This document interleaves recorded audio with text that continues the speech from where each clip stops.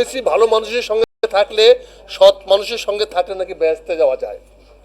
আমি অত্যন্ত ভাগ্যবান, আমার এই 40 বছর রাজনীতির জীবনে আমি এত সৎসঙ্গ, এত সৎসঙ্গটা বললাম না, কারণ সৎসঙ্গের সঙ্গে আবার স্বর্গ কথার আছে, এই জন্য এটা একটু ঘুরায় বললাম আর কি। আমার এই 40 বছর রাজনীতিতে আমি একটা বিরল আজকে সুযোগ পেয়েছি যে এতগুলো শিক্ষিত মানুষের একসঙ্গে, এবং ছাত্র সংগঠনের একটা সাধারণ সম্পাদক উপস্থিত আছেন যেখানে ভাই ভাই করে চিৎকার নাই। ধন্যবাদ ছাত্র সংগঠনের সেক্রেটারি সাহেবকে। এই ধরনের মানসিকতা তৈরি করতে পারলে আমরা জাতিকে অবশ্যই সামনে এগিয়ে নিয়ে যেতে পারবো।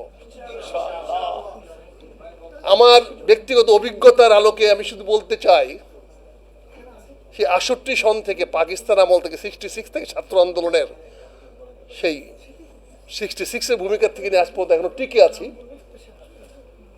আপনারা শিক্ষিত লোকেরা শিক্ষার কথা বলছেন, রুগী তো জানে না চিকিৎসা কি, রুগীকে জিজ্ঞাসা করলে কি হবে? আপনারা শিক্ষিত শিক্ষক, আপনারা জানেন না শিক্ষা উন্নতি কেমনে করতে হবে, কারণ আপনি রুগী, আপনাকে ডাক্তারের কাছে যেতে হবে।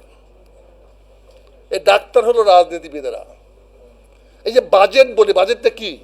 কতগুলো heads of account, assistant secretary সাহেব উনি জানেন, সচিব সাহেব, ওখানে খালি প্রতি বছর ফিগার পরিবর্তন হয়, আর 2-4টা বিষয় নিয়ে কথা হয়। যেমন এই বছর কি হচ্ছে, যে খাল কাটে টাকা বাড়াও। এবছর কি হচ্ছে, রেশন কার্ড, ফ্যামিলি কার্ড, এখানে টাকা বাড়াও। কোত্থেকে আনবা? মানুষের পকেট কাটো। আর তো কিছু না, বাকি তো সব এই যা আছে খালি ফিগার একটু এদিক সেদিক হবে। আমরা সেটা করতেছে কে? ওই অ্যাসিস্ট্যান্ট সেক্রেটারি সাহেব না, উনিও জীবনে বাজেট দেখছে কিনা আমি জানি না, বুঝছেন বাজেট কেমন তৈরি হয়। আমি 5 বছর অর্থ মন্ত্রণালয় বিষয়ক কমিটিতে ছিলাম। বাজেটের সঙ্গে থাকার দুর্লভ সৌভাগ্য বলেন দুর্ভাগ্য আমার হয়েছে। 91 সনে যখন 1000 কোটি টাকা বাজেটটা অনেক বড় ছিল, আর এখন তো লক্ষ কোটি টাকা বাজেট। আপনারা সবাইকে শিক্ষিত করে ফেলতেছেন। এত যদি শিক্ষিত সারা জাতিকে বানায় ফালান, তাহলে আমি কৃষক শ্রমিক পাবো কোথায়?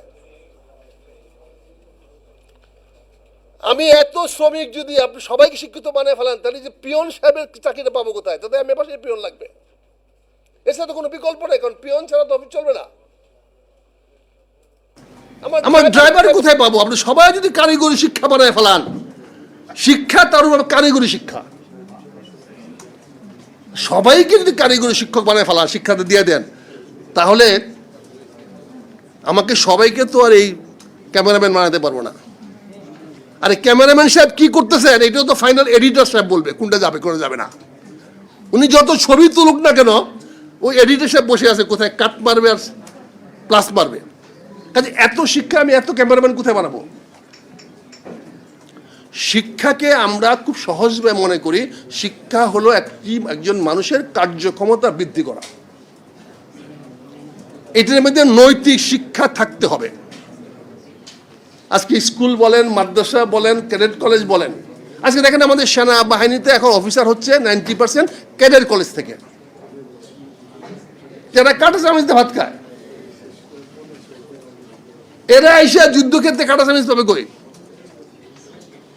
আমরা তো এই নিয়ে প্রশ্ন করি না, কথা বলি না। আমি আপনাদের কাছে বিনীত হব, আজকে জামাত ইসলামকে অত্যন্ত ধন্যবাদ জানাই। প্রথম একটি রাজনৈতিক দল বিরোধী দলের থেকে বাজেট নিয়ে সংসদের বাইরে সোচ্চার হচ্ছে। আমি আমার মজিবুর ভাইকে, পুরনো অভিজ্ঞ পার্লামেন্টারিয়ান, এতদিন পার্লামেন্টারিয়ান মানে হলো আমরা যারা একটু কমিউনিস্ট, আমরা যারা একটু প্যান্ট শার্ট ছোটো করে পরি, মাথায় টুপি টাপে রাখি না, দাড়ি রাখি না, এরা হলো আতেল, এরা সব বুঝি, সংবিধান বুঝি। আমার ভাই মজিবুর রহমান ভাইয়ের সঙ্গে সেই আরও 30 বছর আগে যখন পার্লামেন্টে দেখছি, তখন উনি মানে উনি যে পার্লামেন্ট জানে এটা আমাদের কাছে মনে হয় না, কিন্তু আমাদের ভাইদা ভুলু ভাইরা পার্লামেন্টারিয়ান, জীবনে কোনোদিন পার্লামেন্টে বক্তৃতা নেই। আমার এখানে মঞ্জু বলে এমপি ছিল, মজিবুর রহমান মঞ্জু, 5-10 বছর এমপি ছিল, 1 মিনিট বক্তৃতা দেয় নাই পার্লামেন্টে। তো বলেন এমপি তো হয়েছে, এমপি হয়ে আসছে। আমি শেষ করে দিচ্ছি স্যার, আজকের এই প্রচেষ্টাকে আমাদের অব্যাহত রাখতে হবে। আজকে বাজেটে টাকা বাড়াইতে হলে টাকা আয় করতে হবে, আয়টা কিন্তু আমাদের পকেট থেকে হবে, আমরা কর নিয়ে কেউ কথা বলি না। ইনকাম ট্যাক্স বলতে কি, ইনকাম ট্যাক্স মানে কি, একটা ভেগ ওয়ার্ড দিয়া সারা জাতিকে বিভ্রান্ত করা হচ্ছে। আপনি ইনকাম করলেন 50 টাকা, আপনার খরচ হলো 110 টাকা, এখন এনবিআর সাহেব বলবে 50 টাকার উপরে ট্যাক্স দেন, তো বাকি 60 টাকা তোর বাপে দিবে আমার সংসার চালানোর জন্য? এনবিআর বাপে দিবে এটা? আমি আয় করছি 50 টাকা, তুমি ট্যাক্স চাচ্ছ 50 টাকা, তো আমার যে ব্যয় 110 টাকা, আমি ওটা কোথায় পাবো? কথা ছিল নেট আয়, অর্থাৎ আয় এবং ব্যয় ব্যালেন্স করার পরে যেটা থাকবে সেইটার উপর ট্যাক্স হবে।